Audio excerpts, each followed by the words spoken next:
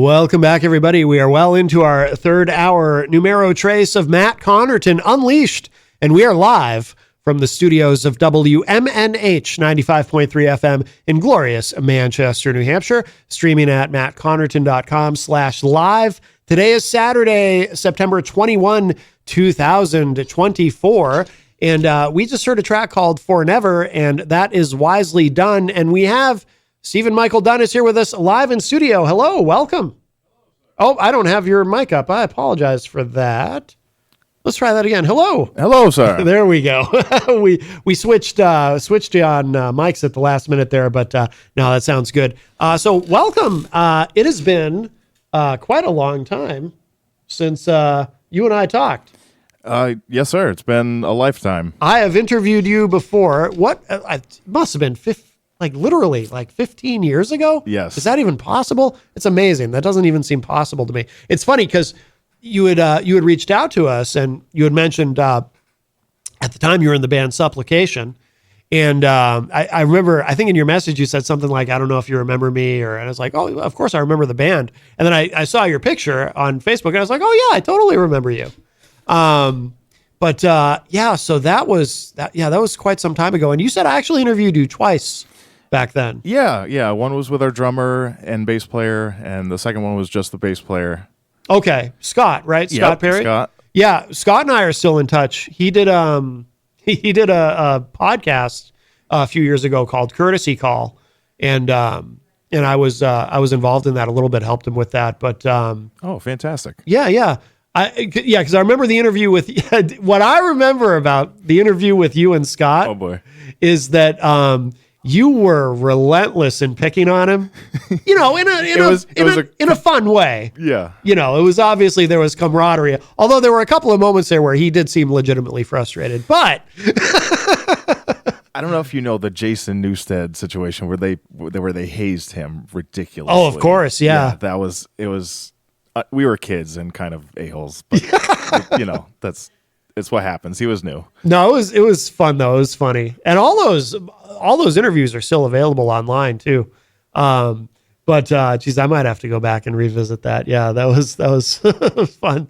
But now how long did you guys work together in Supplication? That was a while, right? That band went on? Yeah. I mean, we took a 4-year hiatus just for families and issues and things, and we came back last year actually. Okay. Stronger than ever. We got a new bass player. Oh, who very good. Fits the band, and there was no hazing period necessary. Yeah. We are all adults. It was a different time. Yeah. But, it was like 15 years. Yeah. I started in 2007 with them, and wow. Around COVID area, took a break. Yep. And then back at it. So Supplication, that exists now. You guys are still doing that. Yeah. Outstanding. Good for you. And in addition to that, so we have Wisely Done is the official name of this project. Yeah. And this is all you, correct? Yeah, doing the drums, bass, guitars, vocals, mixing. I had to reach out for artwork. I wanted to do it myself. I'm somewhat of an artist. Yeah. Painter, but yeah. What went into the decision to and obviously, like I said, you've still got the band Supplication, but what went into the decision? Because that's a lot to take on. Like, I've always been really impressed. I'm a musician. I've played in bands, but I've never done anything and I've always kind of wondered what it would be like to do something where I'm doing everything myself and it's, entirely my vision, which it sounds like it would be very rewarding, but it also sounds like a hell of a lot of work and just an enormous challenge. So what went into your decision to do this project? Originally, I had a friend who was going to do vocals, and he heavy already. He took his life. So oh my God, I'm sorry to hear that. Wow. I decided just to keep on trucking. Yeah. Oh wow, that's terrible. So he was going to do the vocals and you were going to do everything else? Was that the original plan? Yeah. And I'm just like, no, I'm going to do this. Yeah. Wow. Oh, that's horrible. But is this the first project where you've done lead vocals or? I've dabbled in doing solo stuff before, but never. The music was never this well put together. It was never. I never saw it as presentable. Yeah. You know. Yeah. But there was a copyright claim issue, and that had a lot to do with the naming of everything. But I took a few years back, step back, and really worked on my songwriting, and Yeah. came back with this Wisely Done project. What was the? I'm fascinated. Anything involving copyright and trademark is fascinating to me. Like, what happened? What was the issue? So I didn't know, because I'm foolish and this was beyond my time. But there was a band whom name was Sam Heen, but they didn't copyright the name. And for me, it was a super. I had a super like black metal mindset, you know. Yeah. So I thought that was perfect. Perfect name. Didn't look into it. Oh. I was just like, released the album, you know. Oh, no kidding. Yeah. Yeah. And, you know, didn't go anywhere, but it's fine. And they talked to me. They're like, hey. And I was like, oh, I didn't know. Yeah. So, Yep. Yeah. A lesson learned. yeah, quite. Yeah. Now, does any of this music and we'll play some more of it as we go, but does any of this also cross over into supplication, or are you keeping this all completely separate? Yeah, no. I was really influenced by black metal music. And I was trying to bring that into supplication, and it didn't work. It didn't jive with the guys. It didn't, you know what I mean? So this is all separate. Okay. That surprises me, actually, that you weren't able to, because from what I remember about supplication, I mean, it's pretty well. The sound may have changed, though. I haven't heard you guys in a long time. More, less shreddy, more consistently groovy. Okay. You know, slam. Yeah. Chugging along. Yeah. But And with this material, I mean, do you have any plans to perform this in any way? I'm not sure how you would do it. It's just you, but there is a one-man band out there called Putrid Pile who goes out and tours, and he's a legend now. But he's been doing that for like 20 years. I couldn't see myself doing that, but I could see myself consistently releasing records. Yeah. You know, in a timely manner. And this has a lot of tracks, which is interesting to me because, you know, we live in a time where you can do it so many different ways. You know, some artists just release singles. Some artists will release a series of singles with the goal ultimately for it to become an album. You know, sort of the inverse of how it used to be. You release an album and then you release singles from the album. Yeah. Some artists just only release singles and that's all they ever do. Some release an EP. You know, we had The Forest Forgets on in the first hour, and they have an EP that just came out. What went into your decision to make a full album? Because again, it's like you've already taken on the responsibility of doing this all yourself. You're not only doing it all yourself, but you're made a whole album out of this. Yeah, I mean that was the goal to begin with. It was never about, you know, getting music out there and just doing it. It was doing it for myself and doing it for the memory of it. Yeah. But is it something that I don't know if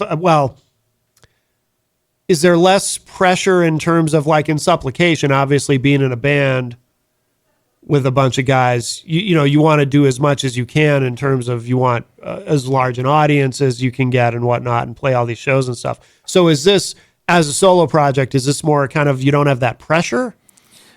Yeah, I can just pretty much do what I want. I suppose I can release singles and do everything like that. I just wanted to get this out there. Yeah. You know, I have my next record in mind. You know, I just want to keep going with releasing music. Yeah. Yeah. No, that's awesome. Well, we can play another track. Do you have a what do you have in mind? I'm going to put you on the spot here. How about Praise? Praise. Gotcha. Any kind of a story behind this? Yeah, absolutely.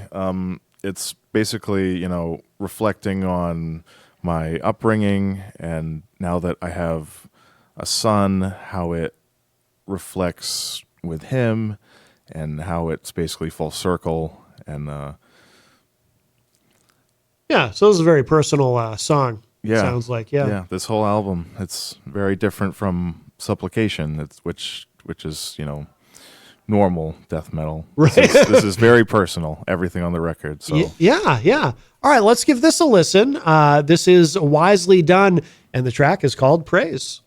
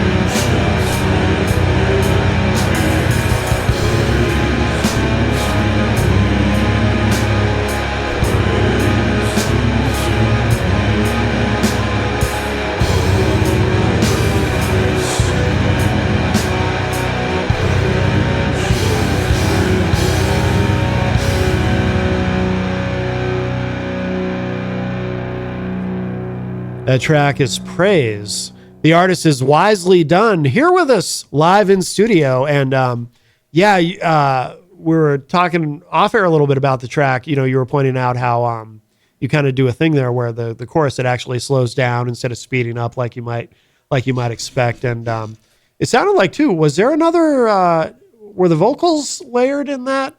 Sounded, it kind of added some texture to it that I liked. I am not brave enough to do a solo take. Right. I'm always fascinated too by singers who can do that. We talked about this a little bit with Griffin from The Forest Forgets.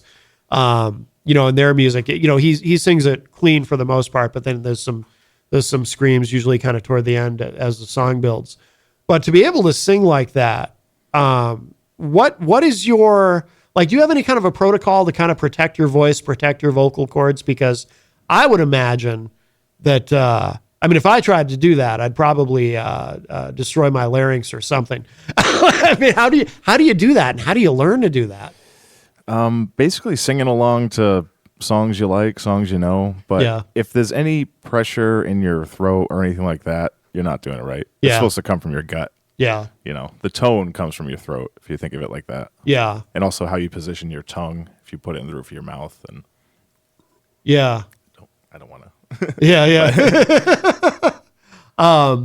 Yeah. Griffin was kind of saying too, as long as it sounds difficult, but it's not difficult if you learn to do it correctly, which is important too, because if you learn to do it correctly, you're a lot less likely to hurt yourself, because there's no shortage of stories of, singers who've had to have, usually as when they get older, they have to have throat surgeries and, because they've put all this stress and strain on their vocal cords over the years. But was it, have you always been able to do that? Because I would imagine, do you do backing vocals in supplication? Yeah, absolutely. Yeah. So you already had that skill. Yeah, pretty much. It was learning to try to sing normally. That's the key. That's the hard bit. Right.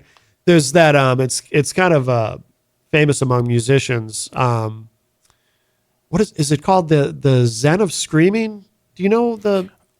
She's a teacher. Yeah, she's a vocal coach. Yeah, I think it's called the Zen of Screaming, and she has a DVD, or now you probably just stream it now, but that I've been hearing about from singers who sing those aggressive vocals for probably 20 years now. But I guess she kind of she's known for, I wish I could remember her name, but I guess she's known for being kind of the best teacher in terms of, again, how to do that safely. But when you're recording this music and you're singing like that, do you have to take breaks and kind of let your vocal cords recover, or are you able to just maintain that? No, I can pretty much roll with it. I'll do a verse, I'll mix it a little bit. I'll do the underlaying verse and then just move on. Yeah. So, I can do it for 6 hours. It just, wow. Just gotta, I guess, it ebbs and flows. Yeah. I'm not screaming on minutes on end. Right. Right. And can you tell me about your recording process? I'm a recording nerd. I love hearing about this stuff. And, it's funny, just as we were talking earlier about, especially, since the last time I interviewed you, there's so many different ways now to release music. There's also so many different ways now to record music. You can go to a recording studio, like a lot of our guests, for example, they go to Eric Sauter at Blackheart. You can do that and get great results. But you can also, if you know what you're doing, you record in your living room and get great results too. What's your process? How did you record this music? This is as DIY, cheap as possible. Yeah. The total black metal essence, if you know anything about black metal, recording on a little, tape recorder. Yeah. That essence, but now new in the new age. Yep. Just starting mostly USB microphones, electronic drums. I got a SD 1200 kit. Yeah. And that I tweaked it to make it sound as real as possible. So hopefully you wouldn't be able to tell. Yeah. But as actual writing in that goes, I start with guitar, get the skeleton of the song, mm-hmm. and then I'll click it out with a metronome and then record drums to the scratch guitar. Oh, for real. Interesting. Okay. And then I'll do real guitars over that and real, everything else. Yeah. So for you, it's easiest to get that scratch guitar track down first, so you know where you are in the song, and then you do the the drums do sound realistic. That's another thing too that's amazing about I know. Jeez. Because there was a time when, you could tell, right? Like 20 years ago, if you heard something, I mean, not necessarily something recorded with a drum machine in $1 million studio, because they would obviously have a very, very good drum machine. But, if you listen to somebody's demo and it was done with a drum machine, you could tell. Yeah. You know what I absolutely. mean? But now the drum sounds are so, we had a guest on a couple of years ago. I forget his actual, his government name, as they say, but he has a project called Downhill Rollers, and it's all him. And I was floored when he told me that those were programmed drums on his tracks, because they sounded so realistic. I was like, I can't believe you got such a realistic, I mean, it really does sound like a live drummer. I know some of these programs too, they have, I think they just call it a humanizer effect, where you can, that you can put on so that it's not quite perfect. So that sounds wild to me. I know, right? No, this is not quantized. This is not beat corrected. This is not, this is not that. Yeah. No, so that's amazing. Is the process, like, if you could put an average on it, how long does it take? How long did it take you to record each track, each song on this album?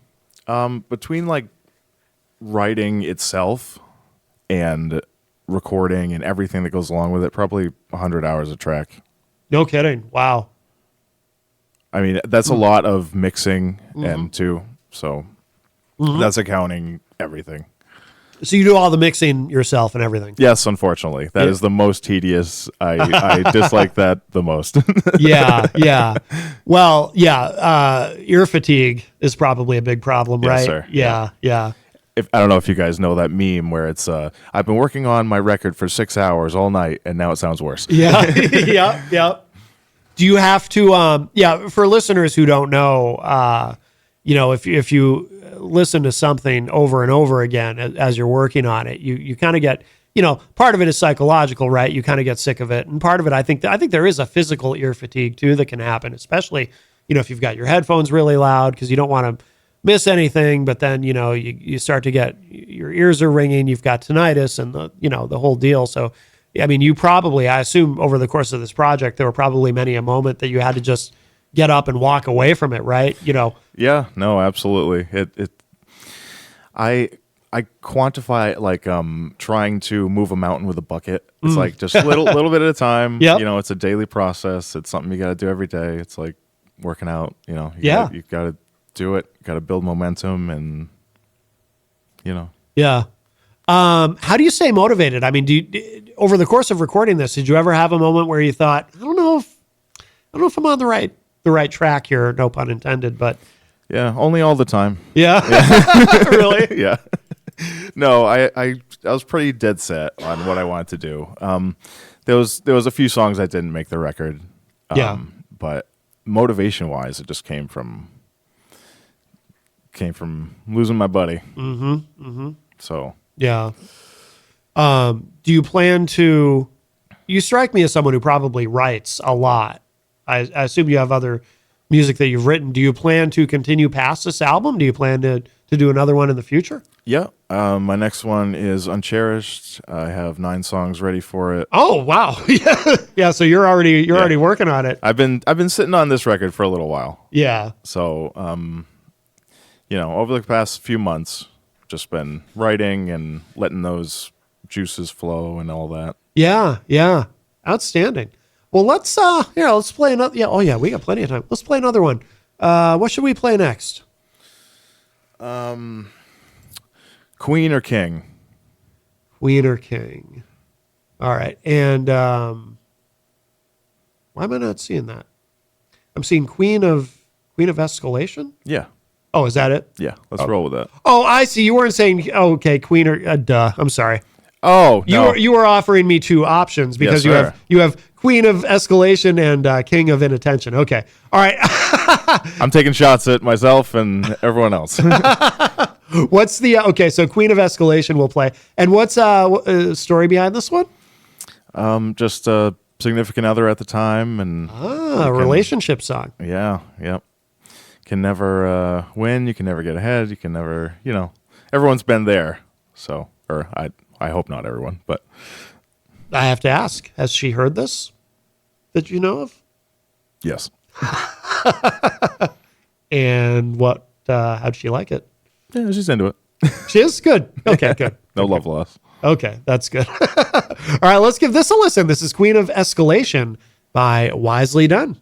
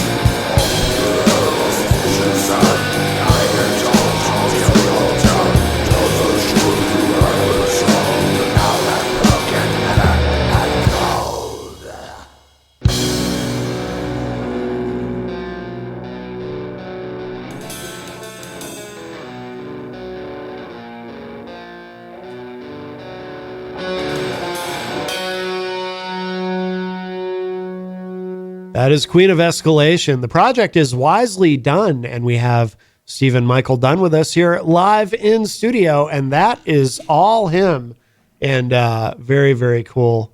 Now, are you in terms of going forward with this? Because you mentioned, was it? I forget now if it was. Oh no, it was on air. We were talking about the next project. You've already got songs written and ready to go. Yes, sir. Do you have a theme in mind for that project as well? Because this one seems to have, you told us kind of the backstory of how this came about. Is there some sort of a theme with the next album, or is it just going to be more of a collection of songs? Or in the same way that this is a collection of songs, we're loosely based around, myself and everything in my life. Yeah, it'll be more of the same. Yeah, but the music is, I think, stepped up, and I'm definitely taking notes from this album. Yeah. Will your approach change, or I mean, in terms of, because again, you're doing everything yourself, so that gives you the freedom to really kind of do it however you want. Will your process change at all, or do you think you're going to do it pretty much the same way? I'm going to do it the same way. The songs are a little simpler. I can do more layers with guitars and more harmonies, more solos. Yeah. Just improve to me anyway. Yeah. It feels good to me. They feel good. Do you intend to bring in any guest musicians or guest vocalists or anything like that, or is it important to you to kind of keep this as your expression and so forth? I'd never considered it, to be honest. Yeah. I think I'm just going to keep it. Just from how it started with me and my buddy. I think I'm going to keep it just me. Yeah. No, that makes sense.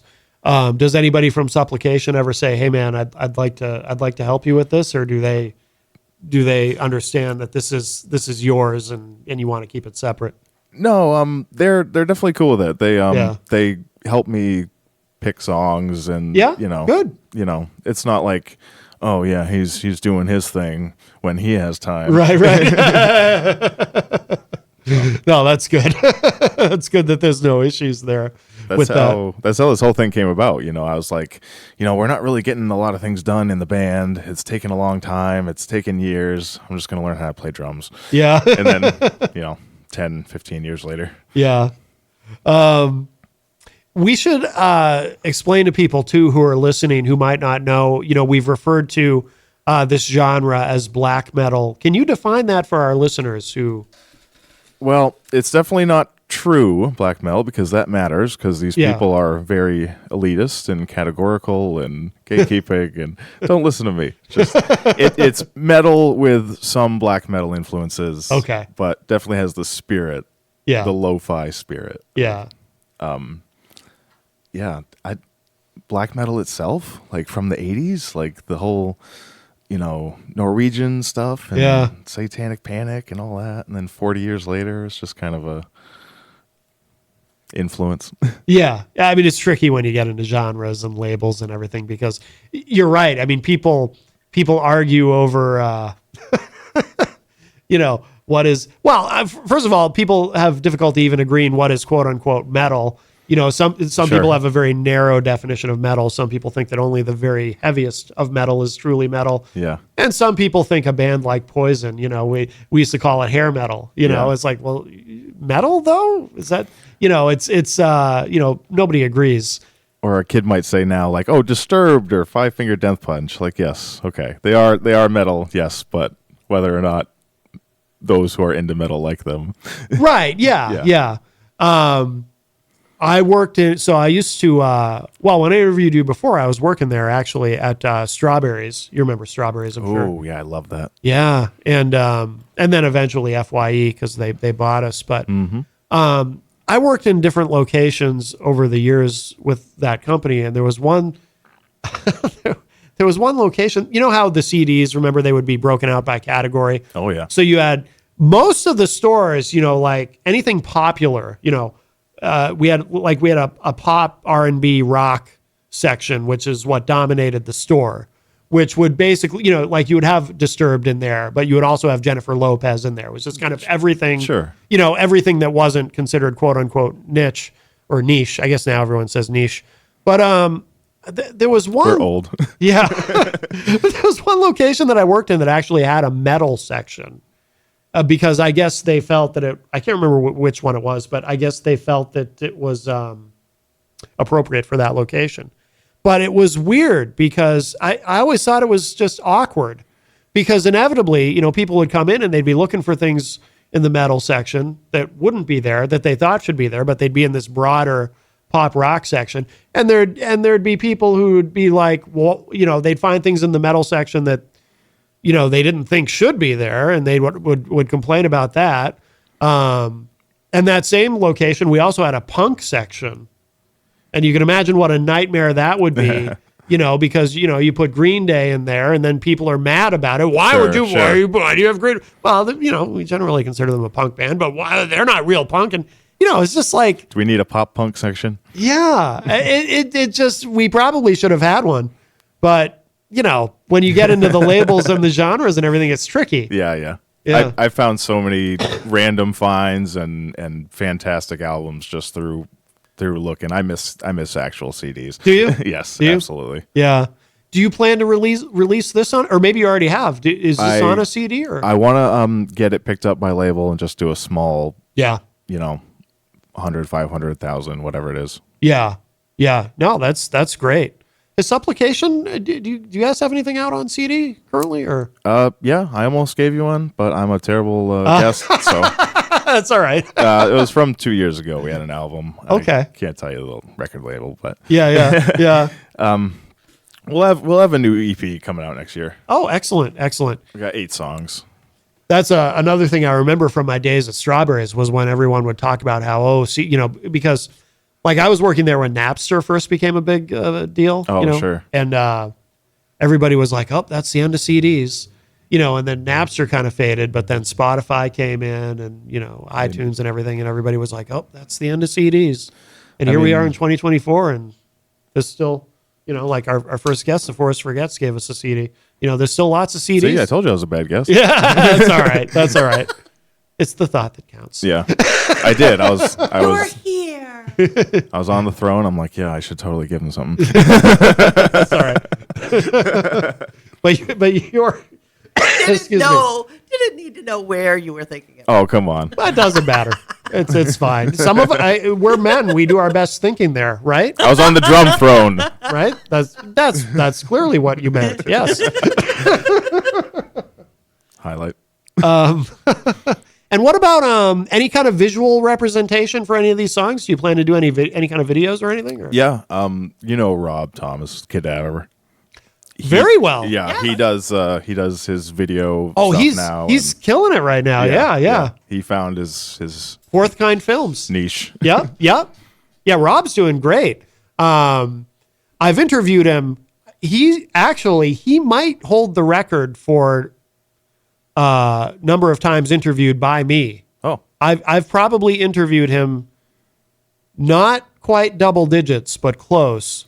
He is relentless in his work. Yes, and he's fascinating to talk to. Great guy, so talented. But I think the next time I interview him, because I'm sure we'll have him on the show again soon, it may not be as Cadaver. It may be as Rob, because I think he's kind of, now that he's so successful with Fourth Kind Films, I think he's kind of leaving Cadaver behind. Yeah. Sorry, I didn't know the name on the spot, but the Fourth Kind Films. Yeah. But no, he's doing fantastic. So you're going to do a video with him? Yeah. Excellent. Very cool. Do you know what track yet? Or I have absolutely no idea. Yeah. It was pulling teeth trying to figure out which songs I was going to play here on the way here. Yeah. No doubt. Well, we have time. We'll play one more in a moment. I was thinking maybe we should play we'll play the King of Inattention, since we played the Queen of Escalation. All right, sounds good. And I have a feeling, and not just because of the royalty presented by the titles, but I have a feeling are these songs connected? Is this also a relationship related song? Yeah. Taking shots at myself this time. Ah, yes. Same relationship though. Or That and with added context of my son. oh, okay. He's a very bright little boy, but he's also special needs. So Okay. there has been blame and there has been heartache, and it's been a long road. Yeah. No, that's challenging though. So good for you to be able to handle that. Oh, thank you. And absolutely. And where should people go online? I want to make sure everyone knows where to find your music. Where's the best place to go? Facebook, Apple, Amazon, pretty much all the little streaming services that people use and don't. Yeah. Right now, you can get a hold of me pretty much every day on TikTok. Okay. That's been a big thing at Stephen Michael Dunn. But I'm always posting Wisely Done stuff, and I'm posting supplication stuff. And yeah. Excellent. Very good. So we'll hit that track in a moment. And Jenny, you want to plug your website? Sure, you can check out more on me at jencoffey.com, JENNCOFFEY.com. And don't forget, one of my paintings is hanging at the Mosaic Art Collective, part of the Full Circle, The Speed of Light show, which is on exhibit for the month. Check it out at 66 Hanover Street here in the Queen City. Yes, and that will be up until the end of September? The end of the month, yes. The painting, yeah. Yeah, very good. And they are doing an art call Fantastic. right now for the next show on Spellbound, so go check it out. Submit your work. Yes. And let's see. So if you miss any part of today's show, it will be up in just a little bit at WMNHradio.org and at my website, mattconnarton.com. Thank you again, of course, to the Forest Forgets for joining us in the first hour. And, of course, in the second hour, we had Justin from 4HM Clothing along with Joey Painter here, and really loved speaking with them. And Stephen Michael Dunn, thank you again so much, my friend, for reaching out. It's great to see you. It's been a long damn you time. as well. Yes, absolutely. Yeah, where do the years go? And as we get older, the time goes quicker. Have you noticed that? Absolutely. It's not a good thing, is it? No. It's not a good thing. I don't remember as much. What did you eat last week? Oh. Something. Exactly. All right, so we will close out with this. This is Wisely Done is the project, and this is called King of Inattention.